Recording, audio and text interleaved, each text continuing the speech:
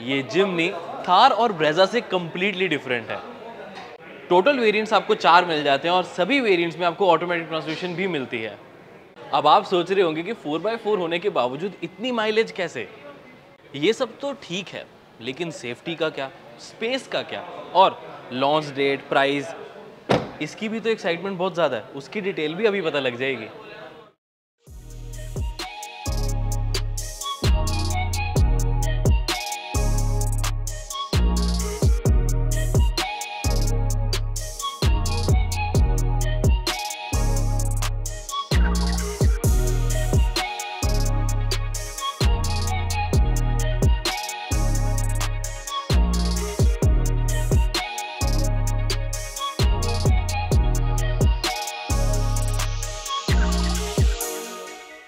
Family off roader की जहाँ पर बात आती है तो ये एसयूवी प्रॉपर एक कंटेंडर है। द मारुति सुजुकी जिम्नी, एक तो मारुति की तरफ से इकलौती 4x4 एसयूवी प्रॉपर हो गई, लेकिन इतना ही नहीं, 1970 में इसका फर्स्ट जनरेशन आया था और अब 2023 में इसके फोर्थ जनरेशन का 5 डोर वर्जन आ गया है।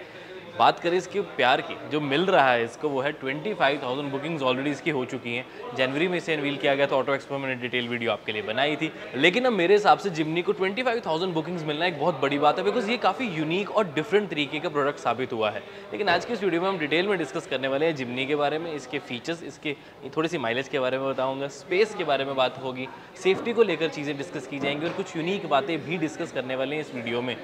तो अगर आप एक गाड़ी लेने का सोच रहे हो, इनफैक्ट मैं कह रहा हूँ अगर आप जिम्नी लेने का नहीं भी सोच रहे हो ना, तब भी ये वीडियो देख के आपका मन जरूर बन जाएगा। तो वीडियो को एंड तक जरूर देख लें और इस तरह की डिटेल्ड, मोस्ट डिटेल्ड वीडियोस के लिए चैनल को सब्सक्राइब जरूर कर लें।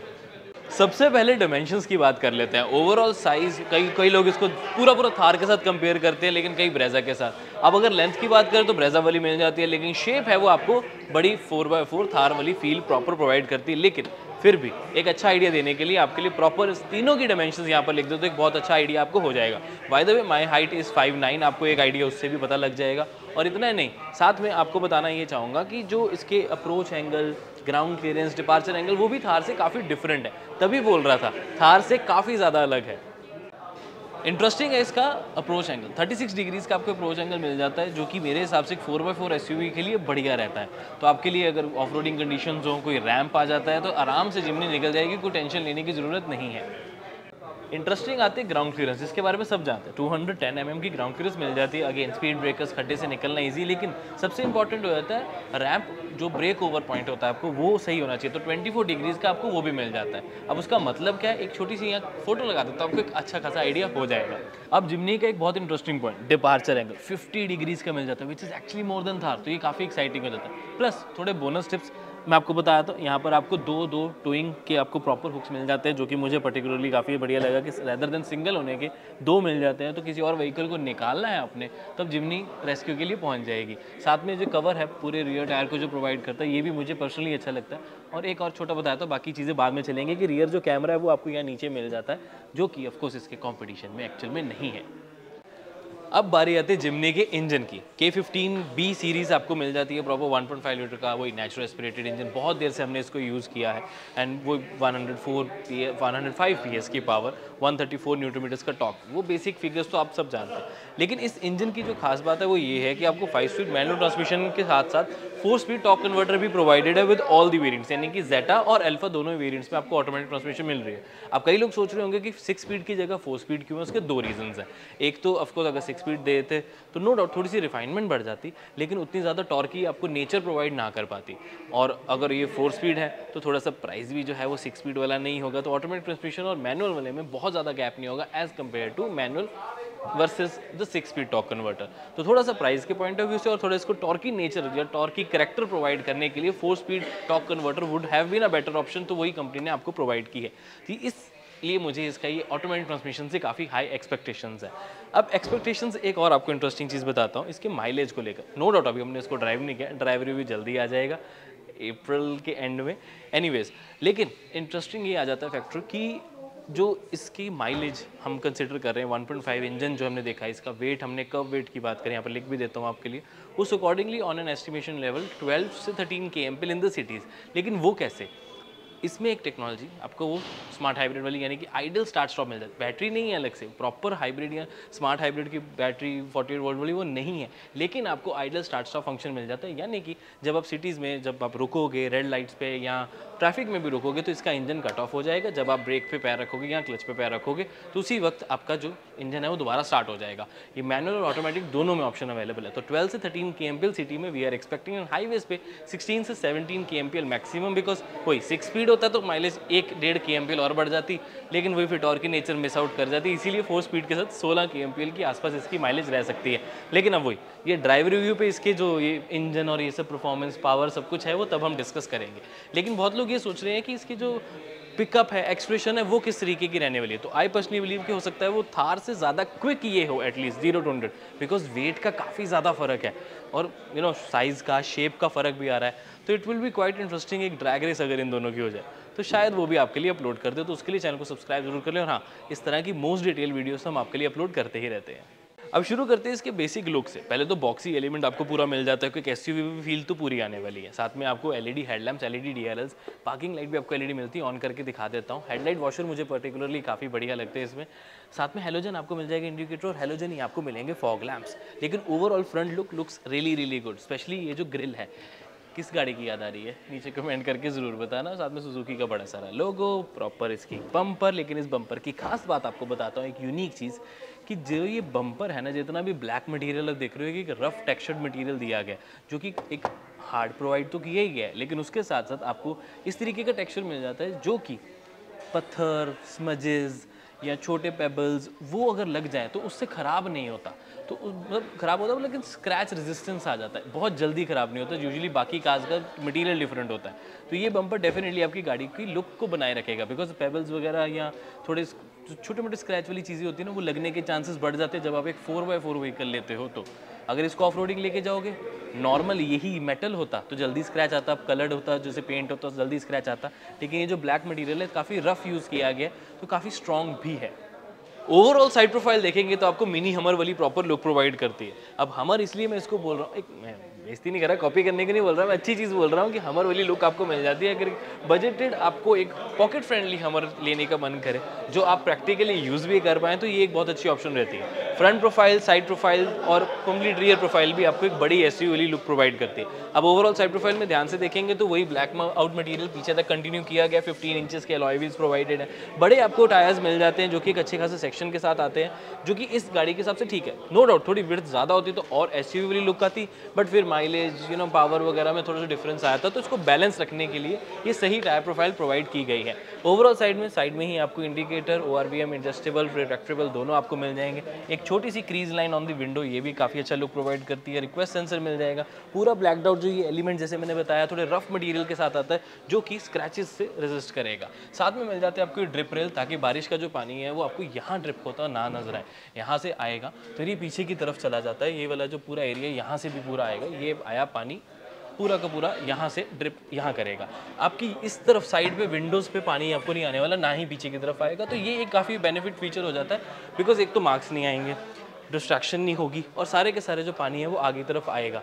अब ये ड्रिप रेल्स का डेफिनेटली बहुत अच्छा फ़ायदा हो जाता है। और इसका एक और बेनिफिट है कि जब आपको इसके ऊपर रूफ रैक्स यानी कि रूफ रेल्स जो प्रॉपर होते हैं या फिर पूरा का पूरा एक लगाना चाहते हो कैरियर, तो काफ़ी ज़्यादा इजी हो जाता है। इन पे जो ग्रिपिंग है या इसके ऊपर जो हैंडलिंग है उसकी हैंडलिंग तो वो बहुत अच्छी तरीके से हो जाती है, ताकि एक प्रॉपर एक अटैचमेंट हो जाती है। तो ये फ़ायदा हो जाता है ड्रिप रेल्स का। और हाँ, दिखने में थोड़ी सी एक हैट वाली फील भी आ ही रही है तो वो भी अच्छी लग रही होगी। साइड प्रोफाइल में अगर आप ध्यान से देखेंगे तो जैसे कि ये 5 डोर है, तो यहाँ पर किस तरह का कोई और सेंसर नहीं, किसी भी गाड़ी में नहीं आता, बट बताना जरूरी है बिकॉज लोगों को कन्फ्यूजन रहती है कि सारे डोर्स के ऊपर है। सारे भी नहीं, इधर है को ड्राइवर पे और रियर में यानी कि आपको बूट वाले डोर के ऊपर भी मिल जाती है इसकी प्रॉपर एक रिक्वेस्ट सेंसर भी। जो ये डोर है रियर वाला कंपैरेटिवली छोटा लगता है मुझे ऑनेस्टली, लेकिन ठीक है, बुरा नहीं लगता। अगर ना होने से तो बेटर ही है ना कि एक्चुअल डोर है, ताकि पीछे लोग जाके प्रॉपरली बैठ सके। है तो ये 4 डोर ही ना, सॉरी 4 सीटर ही ना, तो और उस वजह से अब जो 5 डोर है उसमें आपको सीटिंग कैपेसिटी फिर भी ठीक मिल जाती है। पॉइंट ये है कि डोर बहुत बड़ा नहीं है, लेकिन बैठने में ऐसा कोई दिक्कत भी नहीं आती है। लेकिन पहले हम रियर की और चीज़ें बात कर लेते, फिर अंदर चलेंगे। फीचर्स, माइलेज सब बताऊंगा अच्छे से। 210 mm की ग्राउंड क्लियरेंस बता दी, फ्रंट में डिस्क ब्रेक मिल जाती है, सेफ्टी पॉइंट से अच्छा है, लेकिन रियर में आपको ड्रम ब्रेक्स ही मिलती है, जो मुझे लगता है कि एटलीस्ट अल्फा वाले मॉडल में तो डिस्क ब्रेक दे देते तो ज़्यादा अच्छा लगना था। चलो अब आपको रियर साइड दिखाता हूँ, लेकिन उससे पहले इसका फ्यूल टैंक, ये जो आपको मिल जाता है 40 लीटर्स का फ्यूल टैंक मिल जाता है और राइट साइड पर है। ये चीज़ का ध्यान रखिए, मेरे हिसाब से राइट साइड पे होना एक अच्छी चीज़ भी है, क्योंकि ड्राइवर जो है वो यहीं से देख पाता है कि फ्यूल किस हिसाब से भरा जा रहा है या कैसे उस चीज़ को यूज़ किया जा रहा है, क्योंकि उस तरफ होगा तो उसे उधर जाके खोलना या पड़ेगा। इधर से क्या है, आपके ORVM भी ही आपको दिख जाएगा कि बाई चांस अगर आपका फ्यूल लिड जो है वो ओपन रह गया या नहीं, तो वो काफ़ी ईजी हो जाता है और इस तरह से भरता रहेगा। तो उसके लिए मीटर देखना जहाँ पर वो भर रहा है फ्यूल, कितने प्राइस पे, ज़ीरो चेक करना काफ़ी ज़्यादा ईजी हो जाता है। चलिए अब रियर साइड 2-3 यूनिक चीज़ें दिखाता हूँ। एक तो इसका जो एंटीना है वो राइट साइड है, हालांकि शार्क फिन नहीं, नॉर्मल वाला है। यूनिक लग रहा है, वैसे थोड़ा डिफरेंट है। साथ में आपको मिल जाता है इसका वॉशर, हाई स्टॉप लैम्प थोड़ा छोटा है बट कोई बात नहीं। यहाँ पर अगर ध्यान से देखेंगे तो इसके पूरे बूट के जो हिंजेस हैं उसको कवर करने के लिए एक ब्लैक, पूरी एक फिल्म नहीं कह सकते, ब्लैक क्लिप ऑन लगा हुआ है इसके ऊपर, जो कि इसको प्रोटेक्ट करके रखता है और दिखने में भी अच्छा लगता है। साथ में ऑल ग्रिप की आपको बैजिंग मिल जाती है, बिकॉज ये ऑल ग्रिप प्रो यानी कि 4x4 टेक्नोलॉजी के साथ आता है। रियर में जैसे कि मैं आपको बता रहा हूँ कि ये चीज़ यानी कि आपको जो पूरा जो कवर है टायर का वो ज़रूर अच्छा लगता है। अब इस कवर का बेनिफिट पता है क्या, बिकॉज देखो चाहे जेटा लो चाहे अल्फा लो, फीचर्स वाइज में अगर देखते हैं जेटा में स्टील व्हील आते हैं, अल्फा में अलॉय व्हील आते हैं, तो कवर के साथ वो चीज़ कवर हो जाती है। तो ऐसा नहीं लगता कि आपने मिडल मॉडल लिया यानी कि जेटा मॉडल लिया या टॉप मॉडल लिया, तो पता नहीं लगता। रियर से आपको वैसी प्रोफाइल ही लगेगी, तो ये चीज़ मुझे अच्छी लगी। साथ में रिफ्लेक्टर, इंडिकेटर्स, रिवर्स लाइट आपको हैलोजन ही मिल जाती हैं सारे, और साथ में मिल जाते हैं reverse parking sensors, 4 reverse parking camera मिल जाएगा। और जैसे कि मैंने बताया ऑल ग्रिप की बैजिंग इस तरफ, रियर में रिक्वेस्ट सेंसर और वाइपर आपको दोनों प्रोवाइडेड है, और साथ में नहीं रवनीत नहीं मिलेगी साथ में लेकिन 208 लीटर्स की बूट स्पेस, और अगर आप इन सीट्स को फोल्ड कर लेंगे तो 332 लीटर्स की बूट स्पेस मिल जाती है, जो कि गेम कंपटीशन में तो है ही नहीं। लेकिन इस बूट स्पेस की खास बात यह है कि लाइट भी है, 12 वोल्ट का सॉकेट भी आपको प्रोवाइडेड है, और इवन मैं सॉरी दोबारा बंद कर रहा हूँ, इवन अच्छी चीज़ मुझे ये लगी कि आपको सिर्फ इस हिंज को ऐसे करना तो ये बूट अपने आप ओपन हो जाती है, और वाइड डोर भी मिल जाता है, तो सामान रखना इज़ रियली ईजी। तो ये चीज़ अच्छी है कि आपको पूरा ऐसे पीछे तक खोलने की जरूरत नहीं, बिकॉज हाइड्रोलिक्स आपको यहाँ पर मिल जाते हैं। ओवरऑल कवरिंग प्रॉपर प्रोवाइडेड है, ताकि आपके बैग्स अगर इस पर लगते भी हैं तो आपके पेंट खराब ना हो। रफ मटेरियल आपको यहाँ पर भी प्रोवाइडेड है। रवनीत पूरा मैच कर रहे हो जिम्नी के साथ? मैं मैचिंग करके आई हूँ। चलो ठीक है, बाय। अब जिम्नी में एक स्पेशल चीज़ जो शायद आपको किसी ने नहीं बताई, 3 लिंक रिजिड एक्सल आपको विद कॉइल स्प्रिंग्स मिल जाते हैं फ्रंट एंड रियर में। अब होता क्या है, एक्सल तो आपको पता है कि जो टायर्स को लिंक करते हैं, लेकिन सबसे इंटरेस्टिंग ये चीज़ आ जाती है कि वो 3 लिंक्ड है। अब उसका बेनिफिट आपको ये मिलता है कि बाय चांस आप इमेजिन करो कि आपका ये वाला टायर हवा में है, बैलेंस नहीं हो पा रहा, आगे को गाड़ी होगी, और राइट वाला टायर पूरा नीचे ज़मीन पे तो लग रहा है, लेकिन क्या होता है कि उसको पूरी टॉर्क या पूरी पावर नहीं मिल पाती।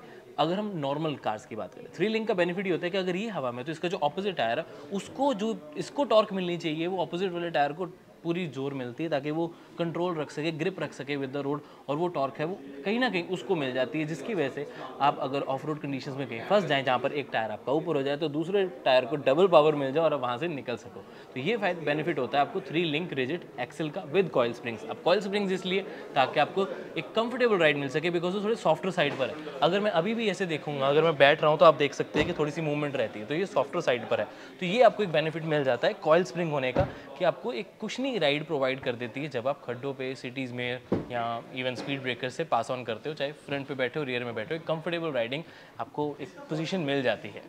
चलो अब एक और इंटरेस्टिंग पॉइंट आपको बताता हूँ। ब्रेक लिमिटेड स्लिप डिफरेंशियल का नाम सुना है कभी? मैं बताता हूँ क्या आता है। जिम्नी में आपको मिल जाता है। अब उसका बेनिफिट ये रहता है कि अगर बाई चांस आपका सपोज ये वाला टायर ग्रिप नहीं पकड़ पा रहा, आइस स्लैब पर है या किसी ऐसी जगह पे जहाँ ग्रिप नहीं मिल रही, ट्रैक्शन नहीं मिल रही है उसको, तो उस टाइम पर क्या होता है कि गाड़ी अपने आप इस जगह पर लगा देगी ब्रेक, उस टायर को लॉक कर देगी, और जहाँ पर ट्रैक्शन मिल रही है, सपोज यहाँ अगर ट्रैक्शन मिल रही है इस टायर को, तो इसकी टॉर्क इसको प्रोवाइड कर देगी, जहाँ ज़रूरत है वहाँ डबल टॉर्क हो जाएगी, तो उसकी वजह से इस वाले टायर को ज़्यादा पावर मिलेगी, इसकी भी इधर मिल जाएगी। तो ऑफकोर्स वही है ना, जहाँ पर चाहिए वहीं पावर देने का फ़ायदा। अब अगर टॉर्क यहीं पे देते रहेंगे, ये स्पिन करता रहेगा, कोई फ़ायदा नहीं। तो इस व्हील स्पिन को कंट्रोल करने के लिए यहाँ ऑटोमेटिकली ब्रेक लगेगी और यहाँ पर पावर आ जाएगी, गोज़ ऑल द वेज। जहाँ पर भी आपको ट्रैक्शन की कमी महसूस होगी व्हीकल को, वहाँ पर उसको ब्रेक लगाएगा, दूसरे टायर को ज़्यादा टॉर्क प्रोवाइड करेगा और उस जगह से निकाल देगा। तो ब्रेक लिमिटेड स्लिप डिफरेंशियल इसे कहते हैं। चलो थोड़ी सी स्पेस के बारे में बात कर लेते हैं। लेग रूम तो अच्छा खासा मिल जाता है, लेकिन ध्यान से देखेंगे डोर साइड पे तो आपको बॉटल होल्डर मिलता ही नहीं यहाँ पर एटलीस्ट। और साइड पे भी ऐसा कोई ज़्यादा स्टोरेज है नहीं, एल्बो भी कोई ज़्यादा अच्छी तरीके से रख नहीं पाओगे। और अगर अंदर की बात करें तो एक मोबाइल होल्डर थोड़ी सी जगह, और इधर भी आर्मरेस्ट आपको मिसिंग है, लेकिन सेंटर में आपको कप होल्डर्स मिल जाते हैं जहाँ पर आप अपनी बॉटल रख पाएंगे। तो overall space point of view से मैनेजमेंट अच्छी है, लेकिन स्पेस की जगह उतनी प्रोवाइडेड नहीं है। लेकिन ड्राइवर साइड पे एटलीस्ट, को ड्राइवर साइड पे दिखा देता हूँ, आ जाओ। थोड़ी सी स्टोरेज आपको यहाँ पर मिल जाती है, फ़ोन, वॉलेट, शेड्स यहाँ तक रख पाओगे, handle bar to hold it. Off roading करने जाओगे तो कुछ तो पकड़ना है ना। ग्लव बॉक्स डिसेंट साइज़ का, ना कूल्ड ना इल्यूमिनेटेड, लेकिन फिर भी सामान आप थोड़ा बहुत रख पाओगे, यानी कि मैनुअल, एयर प्योरीफायर, थोड़ा सा इतना सामान तो आराम से आ ही जाएगा। ऊपर एक फ्लैट मिल जाता है सामान रखने के लिए, बिल्कुल रिकमेंडेड नहीं, बिकॉज एयर बैग यहीं से खुल के आएगा, तो मैं बिल्कुल रिकमेंड नहीं करूँगा, प्लीज़ यहाँ कुछ मत रखना। और अगर आप ओवरऑल साइड में और स्पेस देखोगे तो सिर्फ ये मोबाइल होल्डर ही है। इधर भी डोर पे ऐसे आपको ज़्यादा सामान रख नहीं पाओगे, इस चीज़ का ध्यान ज़रूर रख लेना। अब सेकंड रो की सीट्स में स्पेस कितनी मिल जाती है? पॉकेट होल्डर्स वाली जगह तो है सारी, आप रख सकते हो, लेकिन लेग रूम ठीक ठाक है, थाई रूम भी ठीक ठाक है, कुछ ज़्यादा नहीं मिल जाता। मैं ऑनेस्टली बताऊँ, जिमनी से ज़्यादा एक्सपेक्ट कर रहा था, कंसिडरिंग इट फैमिली 4 सीटर, आपको एक कंफर्टेबल कार। अब सस्पेंशन वाइज तो लग रहा है कि कंफर्टेबल है, लेकिन सीट्स की क्वालिटी भी ठीक है, लेकिन स्पेस थोड़ी सी कम रह जाती है। हेडरूम मेरे को फिर भी ठीक मिल जाता है, लेकिन लेग रूम की कमी, नी तक तो ठीक है, लेकिन अंदर थाई सपोर्ट काफ़ी कम हो जाता है। अगर 3 लोग बैठना चाहें तो वही एक बच्चे बैठ पाएगा, क्योंकि कंपनी भी इसे 4 सीटर ही बोल रही है, 5 सीटर नहीं बोल रही है according to the width of this vehicle. अब मेजर टेस्ट आ जाता है इसका सबको, उसके अब ट्रिप पे जा रहे हो तो सामान कितना रखना। अभी ये हल्का इसलिए मैंने इतने आराम से उठा लिया। सो एक बड़ा बैग आप जो रखना चाहे रख सकते हैं। यहाँ पर अभी नंबर प्लेट भी आपकी पड़ी है, तो इसको मैं ऐसे रख देता हूँ जिससे ये ईजिली आ जाएगा। दूसरा बैग रखना चाहते हैं तो चलो इसको ऐसे स्टैंड करके रख देते हैं, आपको एक आइडिया देने के लिए बढ़िया रहेगा। थोड़े गंदे हो रखे हैं इस टाइम पे बैग, पीछे नंबर प्लेट पड़ी है इसलिए टेढ़ा हो रहा है। और ये रहा हमारा कैमरा बैग, इसको भी मैं रखना चाहूँ तो रख सकता हूँ। तो 208 लीटर्स की बूट स्पेस में तो इतना ही सामान आएगा। लेकिन अच्छी चीज़ ये है कि अगर आप इसे फोल्ड करना चाहते हो तो 50-50 रेशो में फोल्ड हो जाती है, विच मीन्स अगर आप बड़ा बैग यहाँ रखना चाहो तो इस तरीके से पूरा स्लांट बड़ा बैग भी आ जाएगा। और अगर उससे ज़्यादा आपको स्पेस चाहिए तो इसको फोल्ड करके आप कंप्लीट 326 या 336 लीटर्स की बूट स्पेस आपको वो अलग से मिल जाती है, विच मीन्स इस तरीके का सामान आप बड़े लगेज जो अपना ईजिली रख पाओगे। So considering is comparing it with the Thar, अगर देखेंगे तो सामान थोड़ा सा ज़्यादा आ जाता है, स्पेशली अगर आप सीट्स को अनफोल्ड कर देते हो, सिर्फ इस बूट को यूज़ करते हो। बट फिर भी थोड़ा और प्रैक्टिकल तरीके से सामान आ पाता तो ज़्यादा अच्छा लगता है, ये बात तो पक्की है।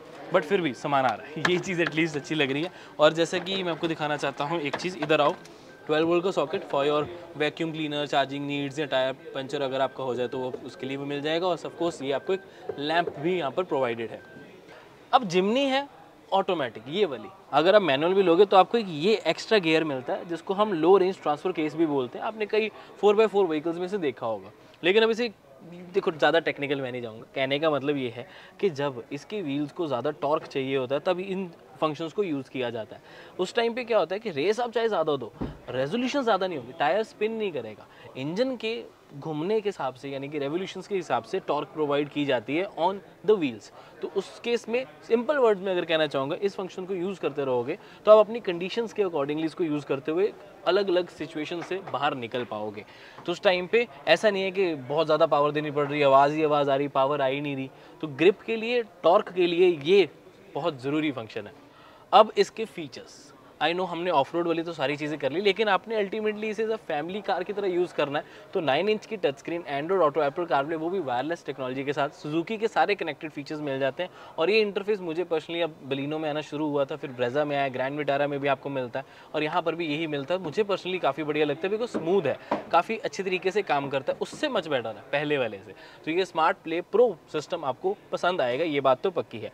अगर मैं इसके और फीचर्स की बात करता हूँ, जैसे आप अल्फा यानी कि टॉप मॉडल लोगे तो आपको क्रूज कंट्रोल भी ऑफर किया जाता है, वैसी स्टीयरिंग माउंट कंट्रोल्स हैं, फुली ऑटोमेटिक एसी भी प्रोवाइडेड है। अगर आप जेटा वेरिएंट लोगे तो मैनुअल एसी मिलेगा। वेरिएंट्स की बात बाद में करते हैं, इसमें बताता हूँ आपको। और साथ के साथ आपको एक छोटी MID मिल जाती for your instrument cluster needs. लेकिन इसकी सबसे अच्छी चीज़ पता है क्या है? 2 चीज़ें बताता हूँ।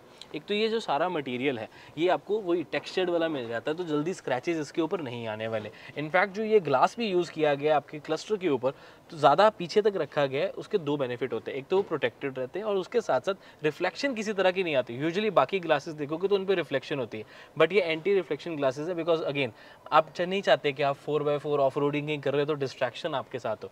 आप लाइट जितनी मर्जी फर्जी आ जाए, यहाँ पर आपको रिफ्लेक्शन नज़र नहीं आएगी। और साथ में एक मैनुअल फीचर आपको बताता हूँ कि आप अगर ओवरऑल आप पूरे क्लस्टर को देखोगे ना, तो ये एक टी शेप क्लस्टर है, सीधी सीधी लाइन ऐसे।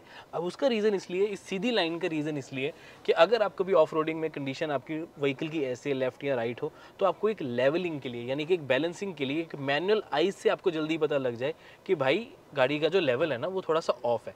वो ये डैशबोर्ड का पूरा जो डिज़ाइन है वो आपको उसमें हेल्प करेगा। बट अब उसे यूज़ तो हम उसे ऑफ रोडिंग कंडीशंस में ही करने वाले हैं। रही बात फीचर्स की, और थोड़ी सी बात करूं तो मेरे को इसकी कमांडिंग पोजीशन अच्छी लगी। हालांकि अगेन वही थार जितनी हाइट नहीं आती इसकी, लेकिन फिर भी इस सेगमेंट की अगर बात, इस सेगमेंट में तो नहीं, इस प्राइस सेगमेंट में अगर हम कहीं ना कहीं देखें तो आपको एक अच्छी खासी कमांडिंग पोजीशन मिल जाती है, विजिबिलिटी बहुत बढ़िया मिल जाती है, मैनुअल आपको एयर भी मिल जाएगा, ऑटोमेटिक आपको एडजस्टेबल ORVMs प्रोवाइडेड हैं जो कि इलेक्ट्रिकल एडजस्टेबल और इलेक्ट्रिकली फोल्डेबल दोनों हैं, आपको मिल जाते हैं। एक इंटरेस्टिंग फीचर फटाफट आपको और बताता हूँ, ये जितने बटन्स आप देख रहे हो ना सारे बहुत ग्लव फ्रेंडली ऐसे ऑफ रोडिंग कंडीशंस में ना बहुत ज़्यादा लोग ग्लव्स पहनना प्रेफर करते हैं, उस सिचुएशन पे आप बटन्स यूज़ नहीं कर पाते। लेकिन इसके साथ, यानी कि आप जिमनी के साथ, ये सारे बटन्स आप इजीली यूज़ कर पाओगे, काफ़ी बड़े हैं, इजी टू यूज़ है। इवन टैक्टाइल फंक्शन भी आपको, ऑटोमेटिक एसी जो आपको फंक्शन मिलते हैं, जितने नॉब्स हैं ये टैक्टाइल टिक टिक टिक टिक वाली फील आपको प्रोवाइड करते हैं, ये प्रीमियमनेस भी ऐड करते हैं, और हाँ एक फील भी आपको मिल जाती है। बाकी सारे फंक्शंस फीचर्स जो हैं वो आपको जो एक अच्छी प्रोवाइडेड लुक मिल जाती है। फीचर्स की वजह में सिर्फ एक रेन सेंसिंग वाइपर्स है, मुझे लगता है उसकी कमी है कि ऑटोमेटिक रेन सेंसिंग वाइपर्स नहीं मिलते, बिकॉज एकदम से पानी पड़ जाए या पानी आ जाए तो ये अपने आप एक्टिवेट हो जाए तो अच्छा लगता है, बट अनफॉर्चुनेटली वो फंक्शन नहीं है, आपको मैनुअली ही उनको ऑन करना पड़ेगा। उसके अलावा आपको सनरूफ मत एक्सपेक्ट करना, इसमें वो नहीं आती। और हाइट बहुत अच्छी मिल जाती है इसकी, तो आपको हेडरूम की कमी तो बिल्कुल भी महसूस नहीं होने वाली। कंफर्ट वाइज सीट की जो विड्थ है वो थोड़ी सी छोटी है, तो जो ज़्यादा हेल्दी लोग होंगे वो थोड़ा सा टाइट फील कर सकते हैं, लेकिन ओवरऑल एक कंफर्टेबल सीट्स प्रोवाइडेड है। कुशनिंग बहुत ज़्यादा सॉफ्ट है, ये मुझे चीज़ अच्छी लगी कि सीट्स की जो सॉफ्टनेस है या क्वालिटी यूज़ की गई है वो बड़ी है। फैब्रिक सीट्स हैं ताकि अगर गीली हो जाए या इजीली वॉशेबल हो तो उसके लिए फैब्रिक सीट्स थोड़ी बेटर रहती हैं। अच्छा है कि लेदर नहीं है, लेदर आई थिंक मेंटेन उतना ना कर पाती। चलिए अब आपका मेजर क्वेश्चन रहेगा कि वेरिएंट्स कौन से मिल जाते हैं। तो हमारे पास दो ऑप्शंस है, जेटा और अल्फा, दोनों में मैनुअल और ऑटोमेटिक ट्रांसमिशन है। 5 स्पीड मैनुअल ट्रांसमिशन के साथ 4 स्पीड टॉर्क कन्वर्टर आपको प्रोवाइडेड है, which is a really good, at least AMT से तो काफ़ी बेटर है। मेजर फीचर्स की बात करें तो आपको अल्फा और जेटा के जो डिफरेंस में, अल्फा में आपको अलॉय व्हील्स मिल जाते हैं, जेटा में आपको 7 इंचेस की टच स्क्रीन है, और यहाँ पर आपको मिल जाती है अल्फा में 9 इंचेस की touch screen with Android auto, Apple CarPlay, wireless जो आपको टेक्नोलॉजी मिल जाती है, सुजुकी कनेक्ट के फीचर्स भी। उसके साथ साथ LED हेडलैम्प्स है अल्फा में, हेलोजन हेडलैम्प्स आपको मिल जाते हैं आपकी जेटा वेरिएंट में, और साथ में बॉडी कलर डोर हैंडल्स हैं आपके अल्फा में, और जेटा में आपको ब्लैक डोर हैंडल्स ही प्रोवाइडेड है। कीलेस एंट्री जैसा फीचर, क्रूज कंट्रोल, ये एक्सक्लूसिव हो जाते हैं आपके अल्फा वेरिएंट के लिए। उसके अलावा छोटी छोटी चीज़ें और, जैसे कि फॉग लैम्प्स आपको यहीं पे जेटा में नहीं मिलते। तो सारे वेरिएंट्स के सारे फीचर्स जो है आपके लिए यहाँ पर लिख दो तो एक बहुत अच्छा आइडिया आपको हो जाएगा। लेकिन प्राइस के बारे में सोच रहे हो ना, वो बताऊंगा एंड में, डोंट यू वरी। अब आपके मन में एक और क्वेश्चन आ रहा होगा कि व्हीकल तो ठीक है, दिखने में अच्छा लग रहा है, फीचर्स भी ठीक है, लेकिन सेफ्टी का क्या? So let me clear these things about you. अब जेटा और अल्फा दोनों में ही आपको 6 एयरबैग स्टैंडर्ड मिल जाते हैं।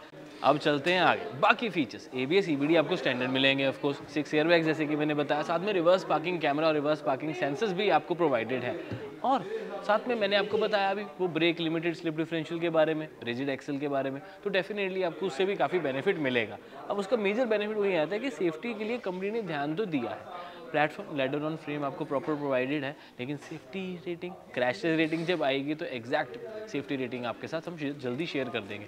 उसके लिए इंस्टाग्राम पर फॉलो कर लो, बिकॉज वीडियो से पहले तो जल्दी वहाँ अपलोड हो जाती है, इसलिए कह रहता हूँ कि इंस्टाग्राम पर फॉलो जरूर कर लिया करें।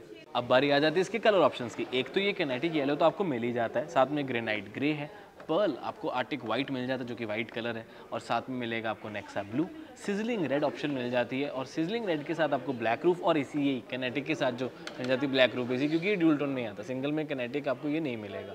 और कौन सा कलर आता है, एक ब्लूइश ब्लैक आपको मिल जाता है, वो भी काफ़ी यूनिक तरह का कलर आने वाला है। सारी फोटोज आपके लिए यहाँ पर लगाया था, लेकिन ध्यान रखें कि अगर आप रेड लेना चाहते हो, टॉप मॉडल लेना चाहते हो, तो ड्यूल टोन ही आएगा, सिंगल टोन उसमें नहीं आता है। लेकिन कोई क्या फ़र्क पड़ता है, रेड अपने आप में बड़ा अच्छा लगने वाला है। तो उसके लिए मुझे कमेंट करके ज़रूर बताना कि आपको सबसे ज़्यादा अच्छा कलर कौन सा लग रहा है। ये भी बढ़िया है, बट मुझे लगता है कि रेड ज़्यादा बिकने वाला है। अब सबसे बड़ा मेजर क्वेश्चन, इसका लॉन्च और इसका प्राइस। मई के एंड में इस व्हीकल को लॉन्च कर जाएगा, उसकी प्राइस अनाउंसमेंट तब कर दी जाएगी। रही बात इसके प्राइस की, तो एक एस्टिमेशन आपके साथ शेयर कर देता हूँ based on the prizes of Baleno, based on the prices of grand Vitara, और उसमें आप 4x4 की कैपेबिलिटीज़ ऐड कर लो या ऑफ रोडिंग कैपेबिलिटीज़ इसमें जितनी आती हैं वो ऐड कर लो, क्योंकि फीचर्स वाइज तो देखो बहुत ज़्यादा फीचर्स नहीं आते। अगर हम देखें सनरूफ जैसा फीचर इसमें मिसिंग आता है, हालांकि रिक्वायरमेंट नहीं है बट उससे प्राइस थोड़ी सी कंट्रोल्ड रहती है। बट फिर भी Zeta manual at 11.49 lakh ex showroom price is what we are expecting. अगर आप उससे ऊपर जाओ यानी कि जेटा ऑटोमेटिक में, तो 1 लाख और ऐड कर लो, 12.49 लाख। अब 1 लाख इसलिए, 1.5 लाख इसलिए नहीं बिकॉज ये 4 स्पीड टॉर्क कन्वर्टर है ना कि 6 स्पीड टॉर्क कन्वर्टर, इसलिए मैं सिर्फ 1 लाख ही इसमें ऐड कर रहा हूँ। बिकॉज फीचर का और कोई फर्क नहीं आता, कोई पैडल शिफ्टर्स नहीं है, सिर्फ और सिर्फ ऑटोमेटिक नॉर्मल ट्रांसमिशन हो जाएगी। और बात करते हैं इसके अल्फा वाले की, उसके बारे में आप सोच रहे होगे, तो उसकी प्राइस मुझे लगता है कि 12.49 से 13.49 या फिर 12.99 से 13.99 lakh ex showroom is what should be the price, could be the price. इससे सस्ती नहीं होगी, इससे महंगी हुई तो थोड़ा सा मुझे लगता है ओवर प्राइस हो जाएगी। अब आपको क्या लगता है इसकी सही प्राइस क्या होनी चाहिए, नीचे कमेंट करके मुझे ज़रूर बता देना, क्योंकि आपका ओपिनियन भी बहुत मैटर करता है। अब जिमनी का ओवरऑल लुक अच्छा लग रहा है, मिनी हमर वाली फील आ जाती है, 5 डोर के साथ आपको 4 सीटर कंफर्टेबल मिल जाती है, फीचर्स भी काफ़ी अच्छे हैं, ऑफ रोडिंग कैपेबिलिटीज़ भी सारी है। लेकिन कमी आ जाती है, ये सोचने वाली बात आ जाती है तो प्राइस की। प्राइस बहुत बड़ा मेजर फैक्टर यहाँ काम करने वाला है कि अगर तो प्राइस बिल्कुल सही रखेगी फिर तो एक बहुत अच्छा प्रोडक्ट है, कलर ऑप्शंस भी अच्छे मिल जाते हैं, लेकिन प्राइस थोड़ी सी ज़्यादा हुई तो सेल्स आगे पीछे हो सकती है। We are expecting around 5000 to 7000 sales अगर प्राइस अच्छी है पर मंथ, लेकिन अगर प्राइस थोड़ी सी ज़्यादा है तो 3-4 हज़ार यूनिट्स जो है इसकी आराम से सेल हो जाने चाहिए। अब आपने नीचे कमेंट करके बताना है कि आपको जिमनी कैसी लगी। This was the most detail review. अगर आप इस व्हीकल सेगमेंट में या इससे थोड़े नीचे वाले में एक गाड़ी देख रहे हो तो फ्रॉन्क्स भी एक बहुत अच्छी ऑप्शन है, जिसकी हमने मोस्ट डिटेल वीडियो ऑलरेडी बना चुकी है, उसे भी चेकआउट जरूर कर लेना और चैनल को सब्सक्राइब करना ना भूलें, बिकॉज इस तरह के detailed videos, interesting facts and figures cars के ऊपर या बाइक्स के ऊपर हम अपलोड करते ही रहते हैं। तो चैनल को सब्सक्राइब जरूर कर लें। मैं मिलता हूँ आपसे अगली वीडियो में। Until then drive safe, take care, bye bye.